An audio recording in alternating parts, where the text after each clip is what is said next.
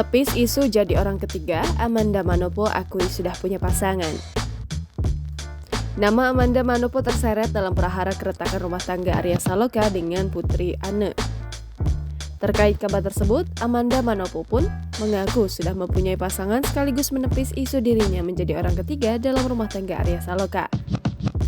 Dikutip dari YouTube Intense Investigasi pada Senin 8 Agustus 2022, Amanda Manopo memberikan penjelasan.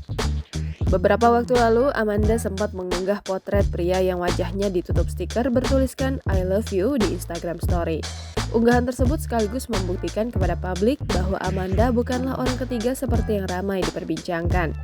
Sosok pria spesial bagi Amanda Manopo tersebut hingga kini masih menjadi misteri.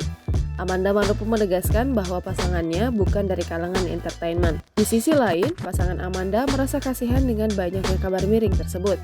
Bahkan dikatakan Amanda, pasangannya merasa kecewa.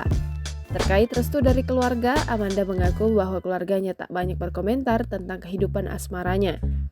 Meskipun dirahasiakan, tetapi kakak Amanda, yakni Felicia Angelica Manopo Lugu, mengaku bahwa adiknya selalu bercerita dengannya.